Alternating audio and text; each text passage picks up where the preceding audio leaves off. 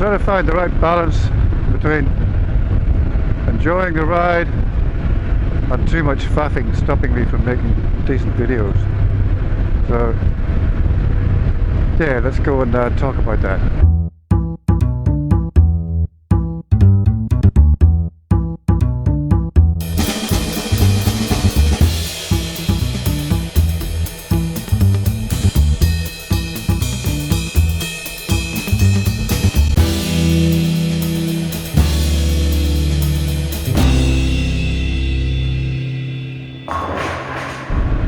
So funny enough, I went out just last weekend and tried to make this video, just demonstrating how much faffing was involved in getting the drone out and doing a drone flight. And I spent 45 minutes by the road not getting the drone to work properly. Turned out I'd managed to nudge the gimbal and it needed to be recalibrated, so it couldn't follow the bike. It kept jumping around.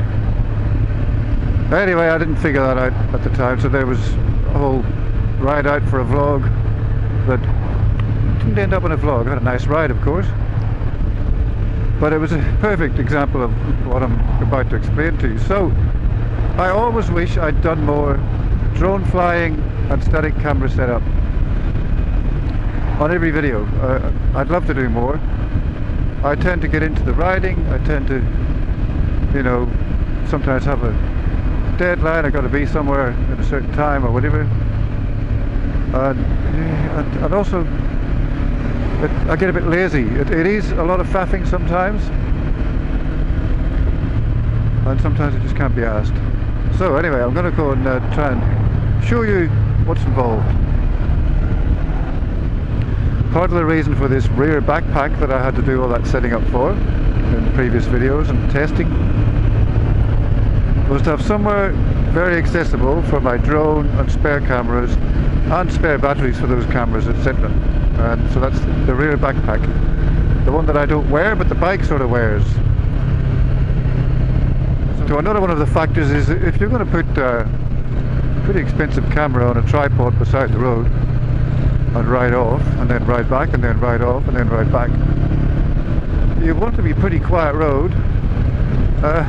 You want to have a fairly long line of sight where you can see that camera, and if you want to put the drone up as well, you need there to be no trees. If you want the drone to follow you, you really need no trees, at least on one side of the road, ideally none. No power lines. You've got to not be in an area where you're not allowed to fly, which is anywhere near an airport and many other places. So you have a little app that tells you whether you're allowed to fly. I mean, it's actually a very effective little app. If let's just say a rescue helicopter happens to enter the area you're in, it tells you it's coming, tells you to get down on the ground with your drone, which is awesome. I don't want to be causing any trouble for that sort of thing. Anyway, so you got all this in mind, as well as the actual faffing of getting the drone out, getting the thing working, starting filming. So what I'm going to do a little bit further along here, I think, is just get the drone up in a static viewpoint, watching me ride off or ride up or whatever, and have the static cameras as well. Now, when you do that, I did that last year on the trip with Bill and Paul. You want the sound from your cameras on the ground of the bikes approaching and going past, but you don't want to hear the drone. There's no sound on the drone, because all the drone is the sound of little motors flying, little propellers, you know, little whirring sound. So you kind of have to position the drone near enough the static cameras to make sense of the shot, but far enough away for them not to be, for those cameras not to be picking up the sound of the drone. And then you kind of adjust the timing of the sound to suit, if that makes sense.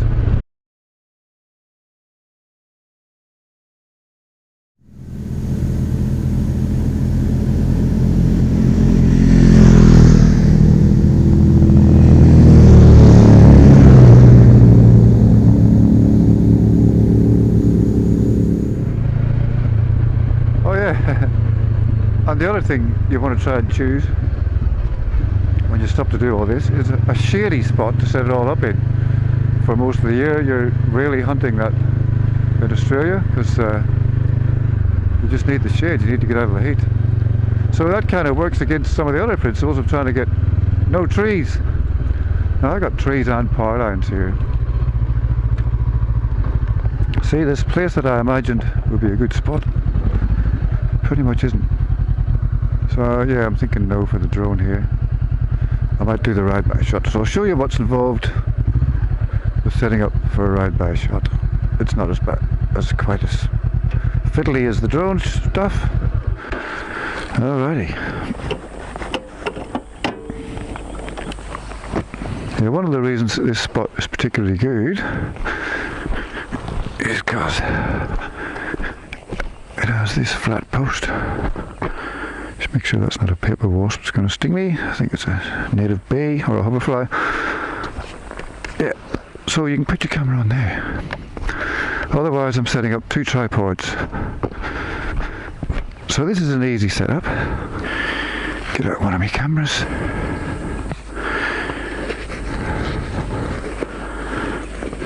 It's my Canon SX740HS. This is beautiful. Compact camera they call it.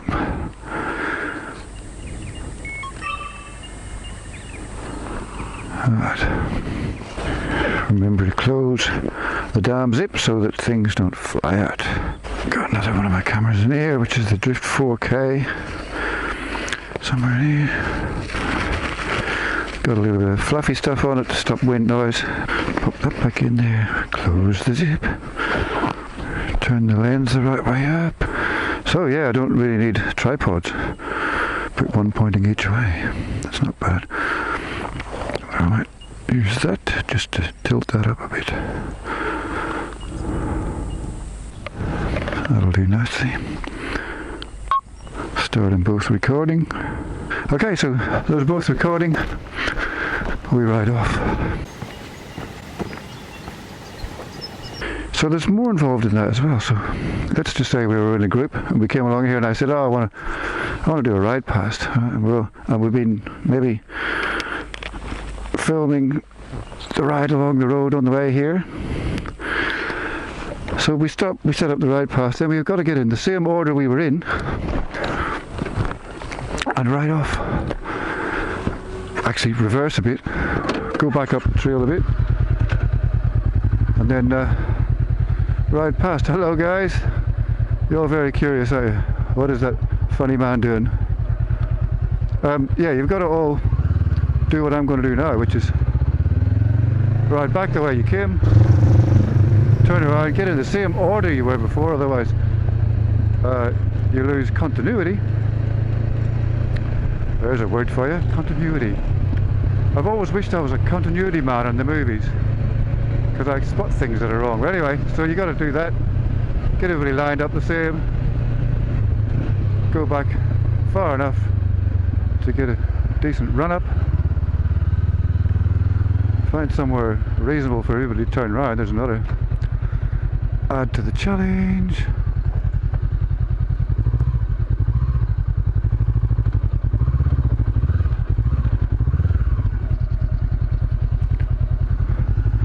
And then ride back.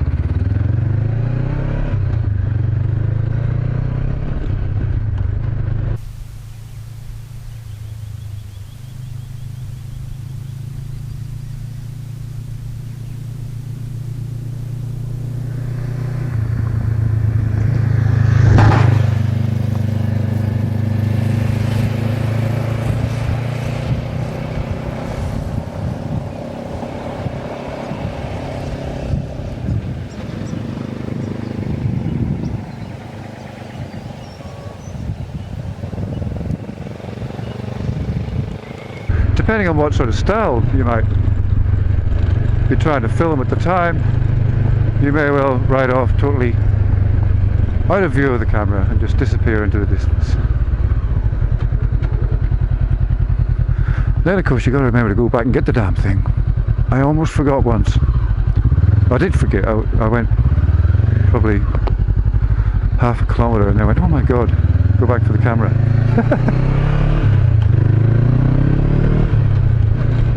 Now also another thing you can do is you can double up. So let's just say, you know, you're off on a day ride and you know you're going to be coming back the same way later on that day. Well, you can do the ride by the other way now and save it in the editing for later, and at the end of the video show you riding back the way you came, just like this.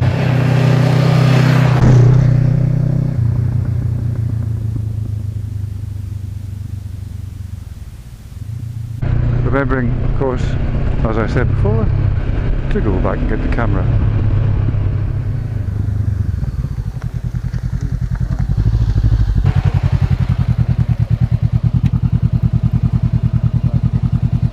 So there you go, that's your ride by one. I'm going to have to go find somewhere to do the drone one. You guys are so curious, aren't you?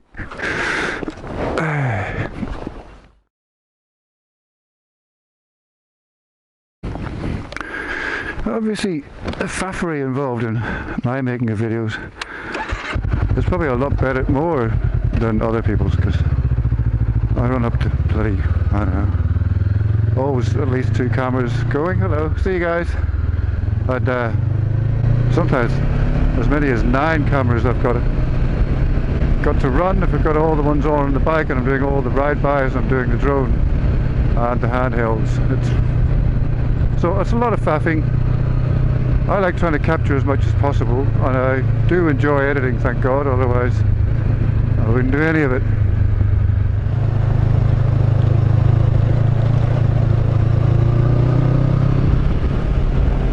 Oh, this is beautiful.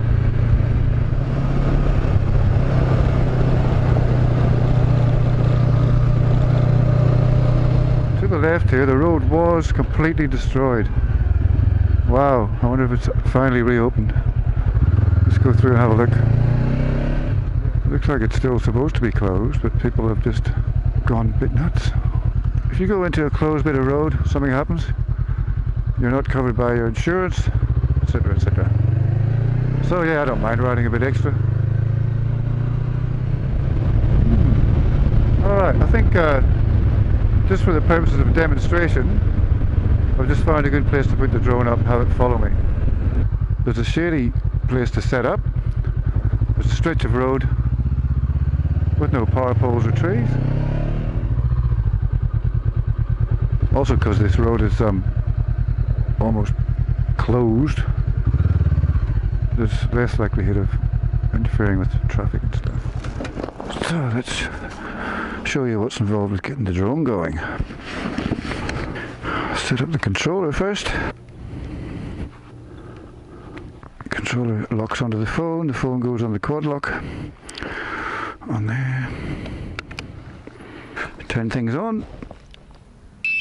And we gotta get it all going. Wait for it to fire up the app. Everything's plugged in. Yes it is, yes it is. Go fly. See, this is all time that you're not travelling, or your mates are standing around waiting for you if you're not on your own. Okay, that was fairly quick, so let's get it up in the air and off the road. Take off. The home point has been updated. Please check it on the map. So, may as well start filming. Go up and have a look around first. Tell you what, it's I tried to set the exposure, it seems to be overexposed. Anyway, this is just for the sake of practicing. Come down a bit. Go to the right a bit. Gotta get it to find me first. There I am. Car coming. Okay. Motorbikes. Everybody. There they all go.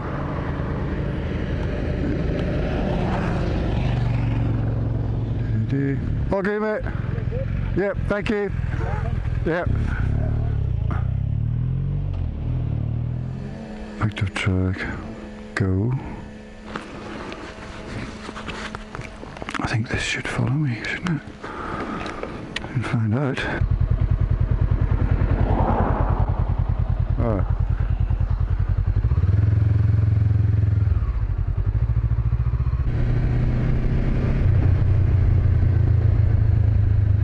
Okay, it's going well by the looks of it.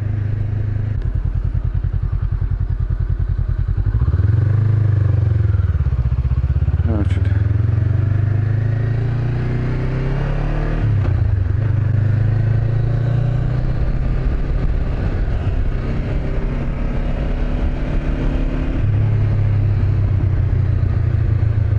It's over there now, is it?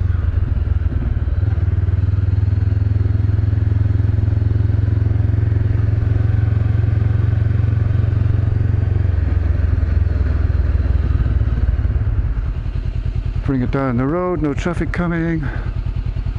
There's a very brief demonstration of doing a bit of drone flying. Alright, so that was that. Showed you how we do the ride-bys, how I do the ride-bys and how I do the drone, at least one basic setup. So yeah, there's a lot involved. And it doesn't always work, you know.